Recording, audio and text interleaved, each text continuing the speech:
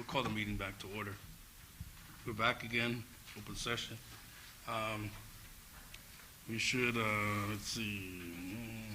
Would you please join us in the Pledge of Allegiance? Start there first. I pledge allegiance to the flag of the United States of America and to the republic for which it stands, one nation, under God, indivisible, with liberty and justice for all.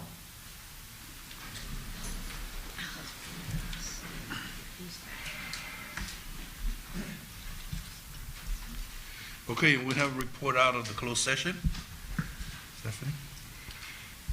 The only item to report out on is the second item, and the report out is that the executive director has determined, the interim executive director has determined that there is no need for an ad hoc committee for the permanent executive director, consistent with her authority given from the last closed session. Thank you, Stephanie, and the board did concur. Now is the time for members of the public to address us on any issue not on the agenda. I don't have any requests, didn't receive any emails or any other communication, unless there is a request. Thank you.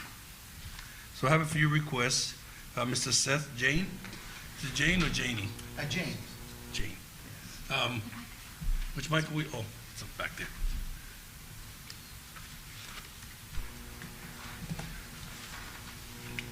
Good afternoon, sir. Good afternoon, members of the board and staff. Thank you for this opportunity to address you. My name is Seth Jane, and I'm a former U.S. Army aviator. I proudly served my country for almost 10 years, and today I own a disabled veteran business enterprise called CR Geotech. We specialize in civil engineering consulting services for water projects, and I'm very thankful to the various state agencies that support the 3% disabled veteran business enterprise goal. It really makes a significant difference for us disabled veterans. Without such mandatory goals, there'd be no way for us to compete with the larger design firms. Today, I would like to bring the board's attention to the fact that a 3% DVBE participation goal has not been made mandatory in several recently issued professional engineering services contracts. Without making the 3% DVBE participation goal mandatory, there is no incentive for large design firms to hire disabled veteran-owned businesses as sub-consultants. I would like to commend the board for including small business DVBE incentive in one of the recently issued RFQs.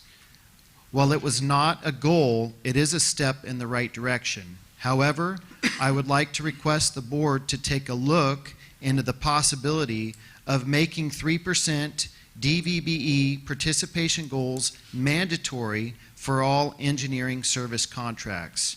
Times have changed, and today there are several veteran-owned civil engineering firms in California. According to the DGS data, it's over 100, so there's numerous of us. On behalf of all veteran-owned civil engineering firms, I would like to request the board look into this matter. I sincerely appreciate your time and thank you in advance for the difference that you can make for this disabled veteran community, and thank you for your time and attention today. Thank you, sir. Mr. Sean Vemuri.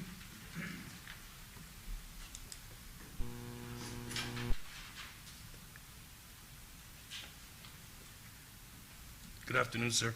Good afternoon, members of the board and members of the staff. My name is Sean Vemuri. I am a geotechnical engineering principal at Seth Jane's firm, CR Geotech. I'm here today to put forth my perspective on why it is so important to make the 3% DVBE participation goal mandatory on all civil engineering service contracts. But before I get into that, I would like to thank the board for including the DVBE incentive in a recently issued request for qualifications. So thank you. Now, civil engineering service market is a fiercely competitive market. I have been in this business for almost 14 years, and I've worked for some of the largest design firms in California. it has been my experience that almost all of the big boys, as we call it, the large design firms, want to hire veteran-owned businesses as subconsultants.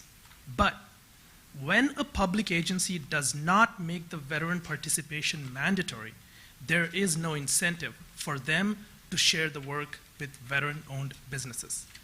It is my humble opinion that making the DVBE participation goal mandatory will be well received by the civil engineering design industry. So I kindly ask the board today to evaluate the pros and cons and give us, the little guys, a level playing field. Thank you. Thank you, sir. I have no other requests.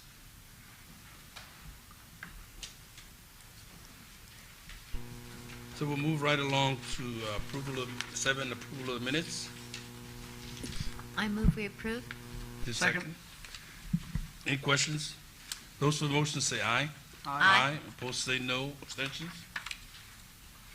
We'll move right along to the consent calendar, amendments to the JIPA. I'd like to take this out of consent, just because I think it's important for transparency's sake, just to share with the community what the amendments are. I think they're easy to explain. We could just summarily do that, if you don't mind, Stephanie. Sure, happy to. Thank you. So there's because it was in the consent calendar, there's a Yes. detailed staff report. The amendments to the JEPA are in section 5, 6, 9, and 10. I'll walk through them quickly, and then I'm happy to answer detailed questions. And if you look at the staff report, which is item number 8 on this item, section 5, that deals with the permits and environmental compliance. It is important to note that we're not changing any of the permits or environmental compliance. Rather, as we were working with DWR through the DCO, we found that there was some mistakes and or some discrepancies between Exhibit C, which is an exhibit to the JEPA that is already signed. And what we are hoping to do, rather than trying to clean up Exhibit C, which assigns responsibility between DWR and the DCA for certain permits, there's a lot of overlap, and we just have an interim environmental permit manager on board. So we are working through with DWR Legal and Environmental regarding the permits. So what these amendments do, which are shown in the staff report and underlined, is just give us flexibility to say that Exhibit C, which includes a list of permits and responsibilities related to them, will be clarified, updated, and detailed in a permit acquisition plan that would be prepared by DCA staff and approved by DWR. So instead of mandating responsibility for some issues that were a little bit ambiguous, and I'll give an example. On the biological opinions and the 2081 permit, they're both assigned to DWR. Appropriately, DWR is going to operate the project, but because the DCA is charged with building it, the biological opinion permits include both provisions for operation as well as construction mitigation. And so it's appropriate that there be some responsibility from the DCA in terms of who implements those construction mitigation. So that's an example of what we're trying to sort through. So again, that change is not to change the permits or any environmental compliance, but rather just to refine in a more focused way a path forward for working with DWR. So basically, this is, you're going for like some changes in the Exhibit C. So instead of mandating Exhibit C, we're going to come up with a detailed acquisition plan that will actually provide more detail than Exhibit C, and then that would go back to DWR for approval. And that would allow us, instead of you're responsible versus you're responsible, it would allow us to define for which aspects certain agencies are responsible. Okay. The second change is to Section 6, and this was, right now, the DCA is required to include DWR as a third-party beneficiary for all contracts in the JEPA, and this adds new language to that section that says DWR may remove third-party beneficiary requirements for specific contracts upon request of the authority.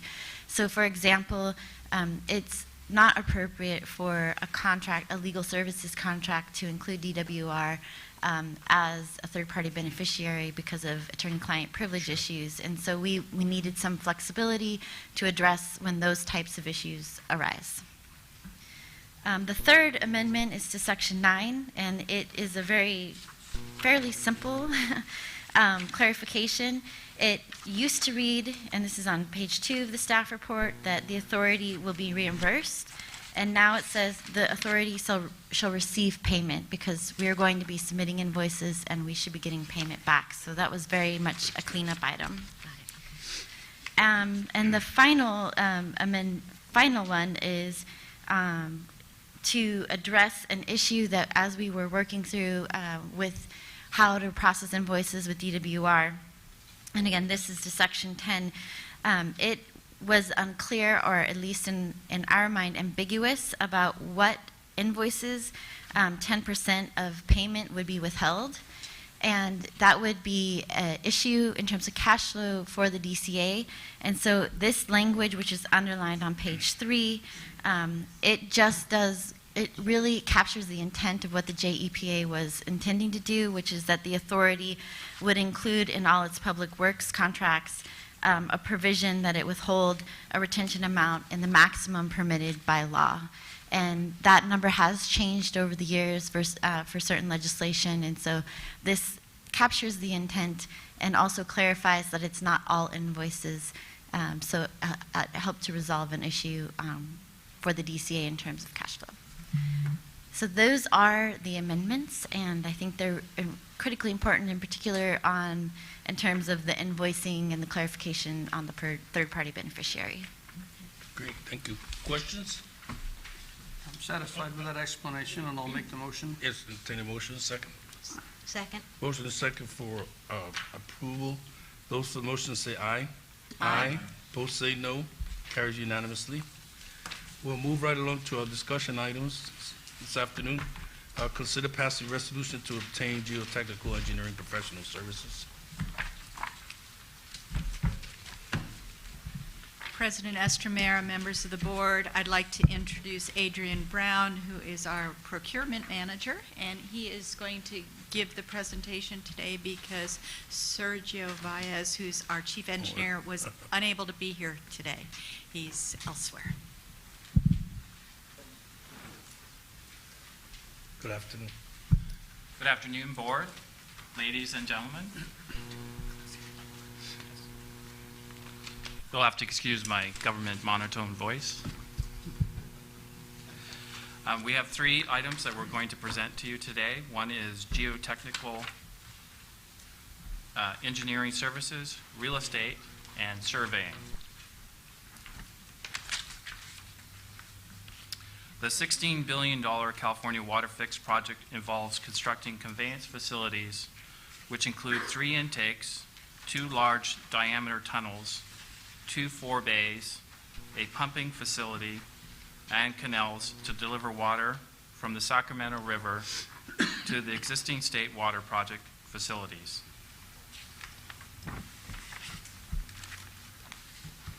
While the DCA was in the process of forming, a number of requests for qualifications were issued out.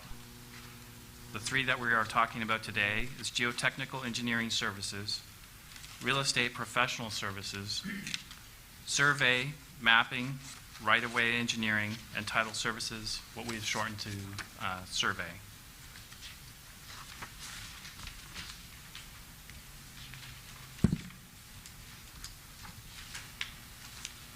The portion that I am presenting on is geotechnical engineering services. My colleague Peter Wiseman will be presenting on the real estate and surveys section. Geotechnical engineering services will be needed to provide expert technical advice and construction consultation during the design and construction phases. Phase 1 has already was completed during the planning phase. Phase 2A is to collect data to support preliminary engineering. Phase 2B is to collect geotechnical data to support the final design. And Phase 3 is for construction support services. We have a graphical display of how the money is meant to be spent out. You'll notice that Phase 2A is the top graphical representation.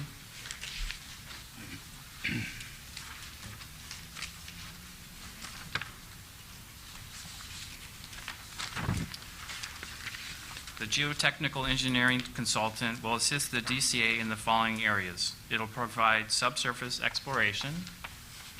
It will provide laboratory testing of soil and water samples. It will be preparing geotechnical data reports.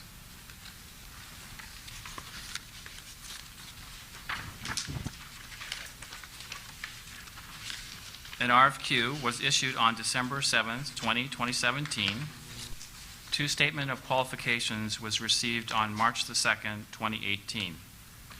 Respondents who qualified as SBE, DVBE received 100 points.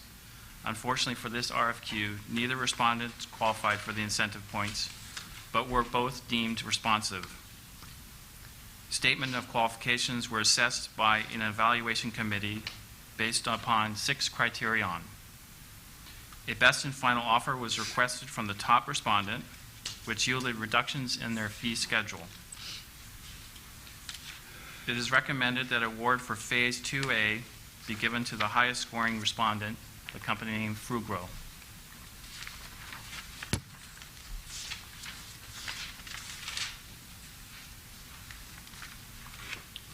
It is staff's recommendation today that the board authorize the executive director to negotiate and execute a 5-year professional service agreement with Frugro for a 5-year term with a maximum up to not to exceed $75 million.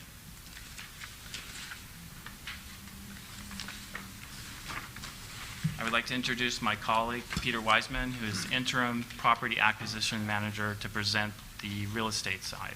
Okay. Let's take a minute to see if we have any questions on the first one, on the engineering initially. Any questions on that?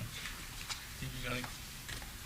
So this went through the full vetting process of the committee with the experts, and I understand that Fugro, who is subject to the recommendation, the action today, was way ahead, or significantly enough ahead in the points that they scored? Yes, they scored 848 points, and the next respondent, GEI Consulting Engineering and Scientist, scored 693. Okay. I think that's really all that I need to know.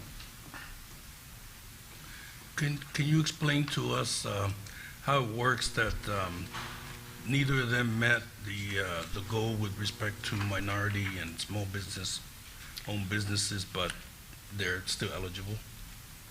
Well, I believe they make more than enough amount of income or profit to be able to be qualified for those 2 particular sections. I don't have my business outreach person here with me, but they did a review. They did a search on both firms, and they didn't meet the criteria. President Estremera, if I might add to that, to date, this board has not adopted a policy related to small business, disabled veteran, or anything else. So we are, we've already been talking about this and working. Our attorney is not at her seat, so I'm trying to, channel Steph here and looking at her that I'm not making anything wrong, but I believe she is drafting a policy that will come to the board probably in the next couple months. Okay, so when will we see this policy? Wait a second, I think she might. Okay.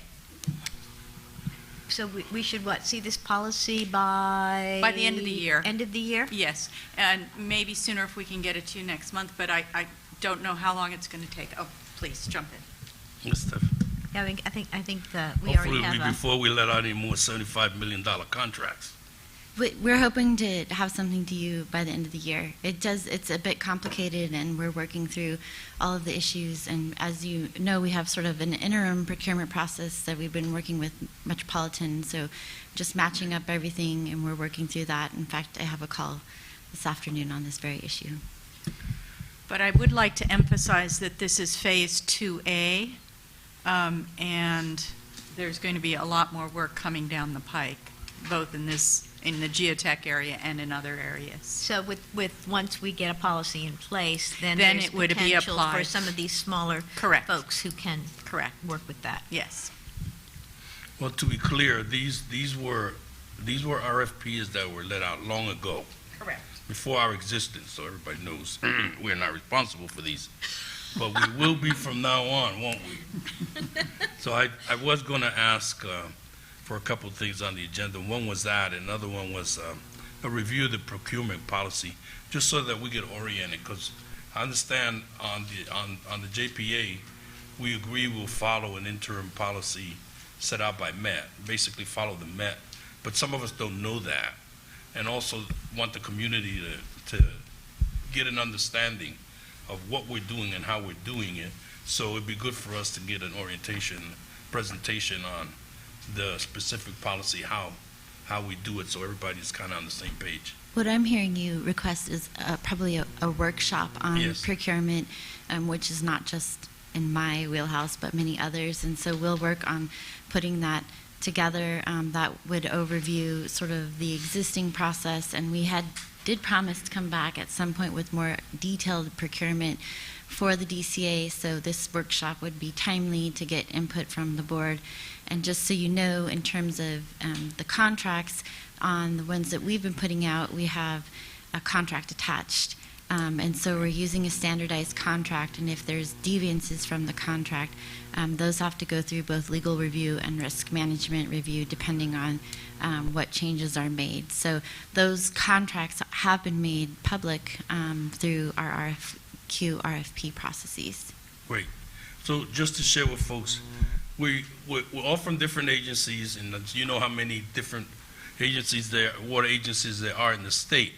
And so we're all trying to get on the same page. We've agreed to follow certain already set criteria and processes, and so the rest of us kind of got to get oriented so we get on the same page. And we also want the community to get on the same page with us, so you understand what it is that we're doing and how we're doing it. So that's what we're talking about. So we'll kind of review that publicly in that way. Yeah, well, We all understand what's going on. that kind of transparency for all of us would Yes. be really useful.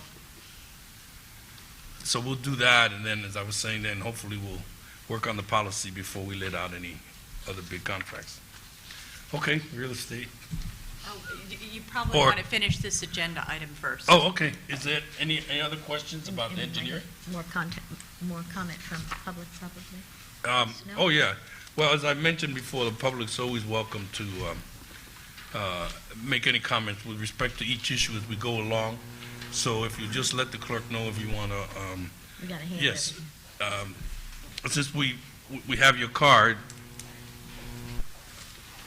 Mr. Vemuri. I just wanted to say, for the people of California, either of those companies, Fugro or GEI, are really talented firms. So it's Fugro or GEI, which are the Geotechnical Engineering Contract, finalists. Great firms. I know both of them firms really well. So for the people of California, these are really good firms. There's no doubt. And I just wanted to say that on a contract this size, there will be about 100 to 150 engineers working on that $75 million contract. By setting aside 3% for disabled veteran businesses, that would have been about 3 engineers. Now, in a project this scale, those 3 engineers may not add a whole lot of value, but for them individually, it's a big project to work on. That's what I wanted to put forth, but otherwise I have no other comments. Yeah. Thank you.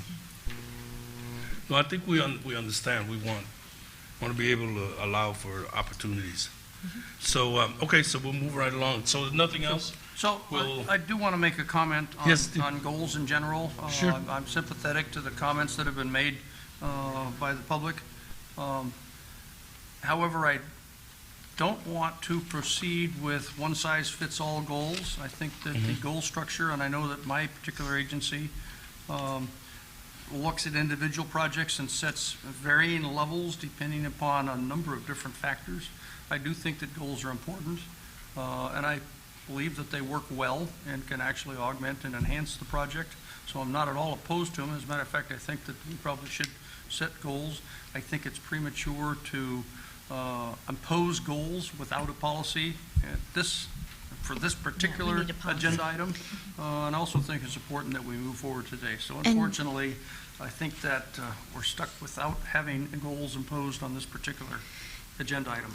And just, that isn't agendized on this item, and so we are going to bring it back in an agendized item Yes. where we can publicly discuss it, but we did not agendize that, so we should limit our conversation to the agenda. No, understood.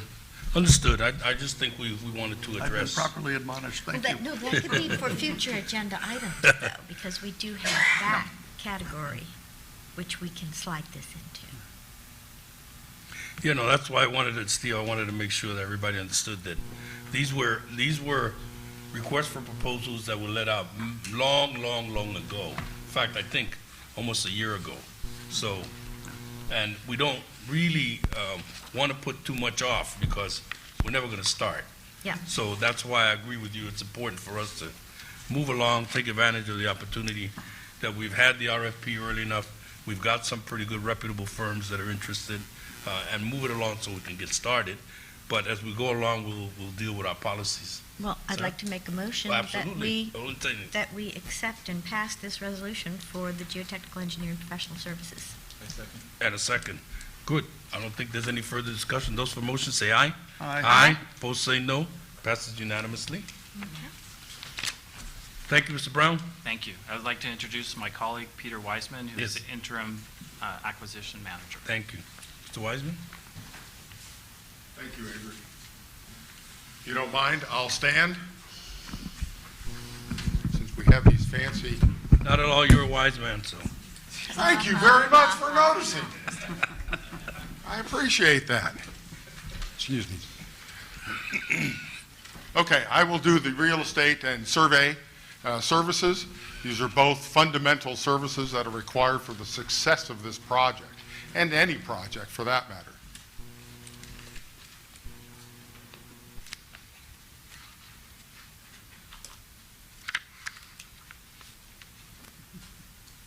I'm good. Okay. So the support, what can we expect from these real estate service agreements? Temporary entry permits, right-of-way acquisition, of course, property appraisal, utility relocation, relocation assistance programs, public outreach, property management, and other services that are required as we move along. How did we get to this point? We issued an RFQ in January of this year. We had responses, 7 that were due in March. The respondents who qualified as SBE, DVBE, since we've had that discussion, received 100 points. The SOQs were evaluated by a committee, excuse me, and they recommended to award to the 3 highest scoring respondents. Following the panel's recommendation, we are asking the board to authorize the executive director to negotiate and execute 3 professional service agreements, one with associated right-of-way services for a term of 7 years for up to $9 million. Hamner, Jewell and Associates, again for 7 years for up to $9 million. And Bender Rosenthal for 7 years, up to $9 million, not to exceed $27 million over the term.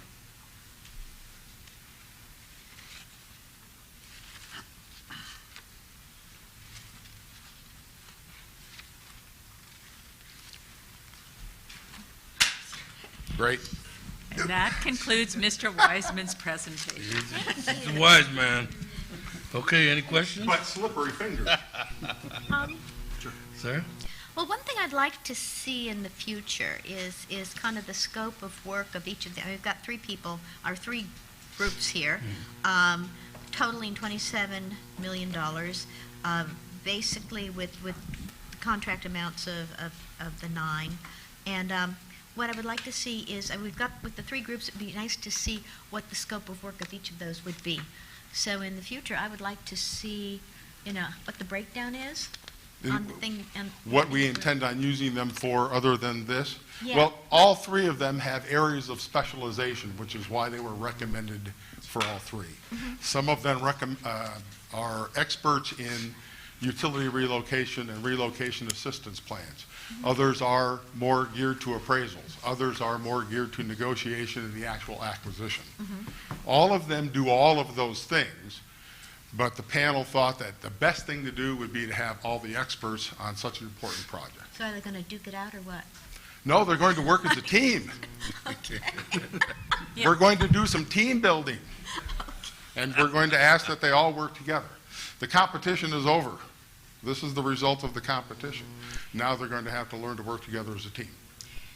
And Director Palmer, if I might clarify on that too, the way we divvy up the work is by task order, and that's consistent with past budgets. That's for each of these. You'll see the resolution not only authorizes me, but there's a second. Furthermore, you're authorizing us to only issue task orders to the extent that the budget has been approved, and we would use those task orders to take advantage of the individual strengths of the different teams, but also to clarify that they have to work together as a team, because that's our concept, that the three of them together are going to provide the full scope that we need.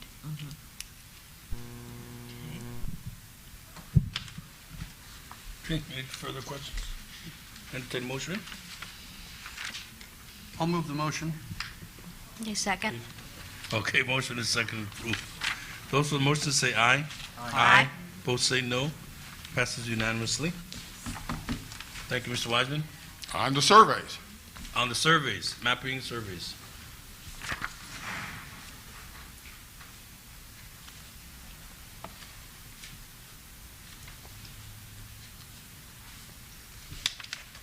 Okay.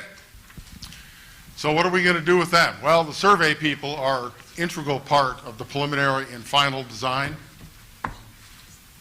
as well as they're going to support the real estate efforts, as well as all the environmental work that's going to be necessary. They will also be laying the groundwork for all the construction surveys to follow in the years ahead.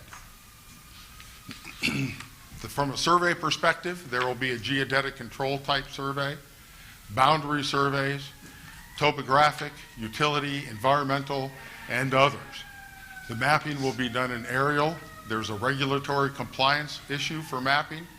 They'll be doing encumbrance mapping as well as court exhibit mappings.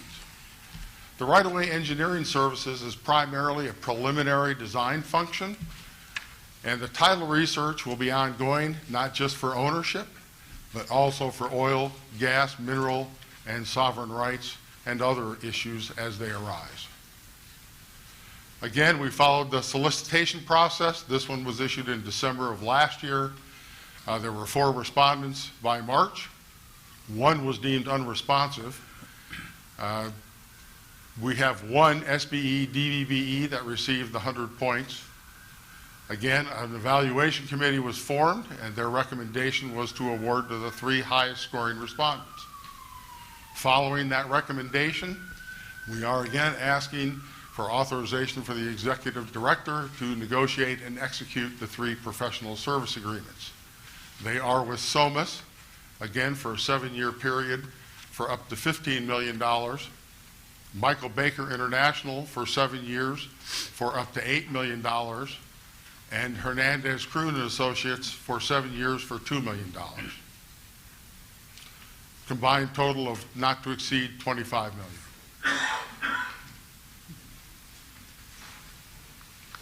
Questions? So I'm curious as to why the amounts are varying. Is that a function of the relative scores that they attained, or did you also consider their financial wherewithal ability? It actually does correspond to their scores. It also corresponds to their areas of expertise. So for SOMAS, for instance, some of their expertise is where we think we're going to spend more money for this project. Michael Baker, the same thing, and then Hernandez Kroon as well. Yeah. Again, I would like to see some of that information in the future.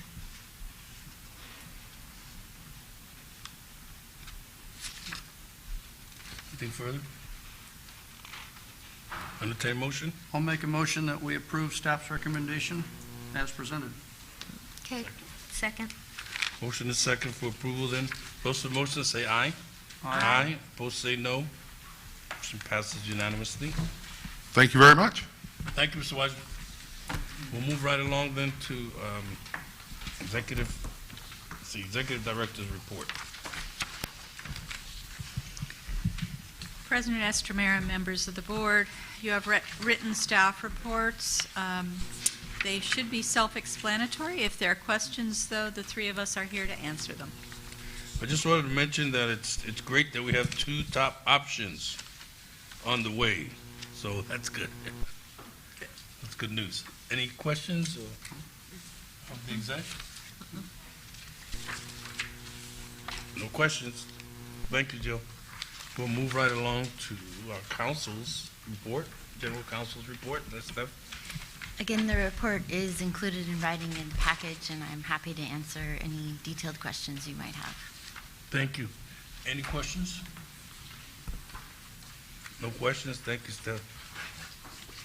I do have one question. Yes, sir. So you're working with the DCA staff to respond to the public records requests received. How many public records requests have been received at this point? Do you know? Two. Two, okay. Two big ones, probably. But it's also developing a process for tracking and what we produce in case we get duplicative, just so we can be more efficient in the future. Okay. Other questions? Treasurer's report. Thank you, Director Estremera. Yes, sir. And I have my report in there. I have nothing to add, but I'm happy to answer questions if you have any. Thank you. Numbers look good. As long as they're positive, they look great. Any questions? Got to put more in. All right. Thank you, June. Thank you. All right. We'll move right along. Any verbal reports?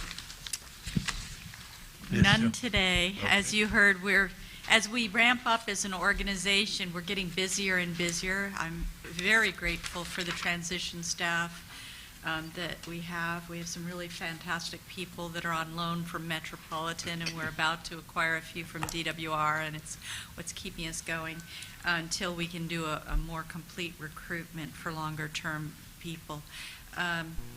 I did want to say that you heard that we're working on a policy concerning the disabled veterans and the small businesses and et cetera. We're also working on an update to the budget, as we promised you. Mm-hmm. This is keeping June and her staff very busy. We hope to get that to you by the end of the year, too.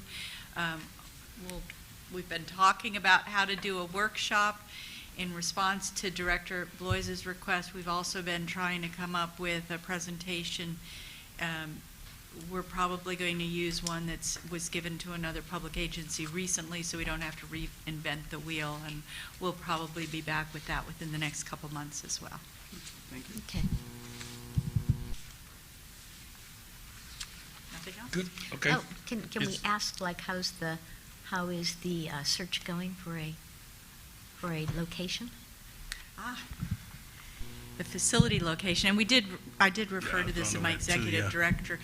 We're down to two, and our chief engineer is working very closely with our local commercial property guy, and they have been playing around with layouts. The two facilities don't have exactly the same floor spacing, but we have to figure out a way that we can come as close as possible to comparing apples to apples instead of just generic.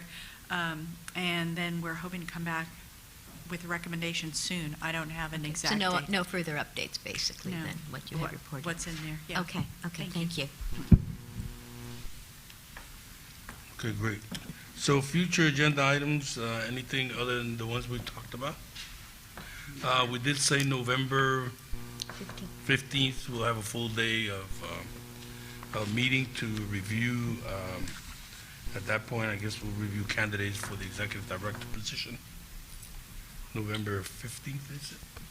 So that's what we are estimating at this point, and again, those would be in closed session, and they Yes. would be agendized in closed session. Yes, And we would only report out if any action was taken. right, understood.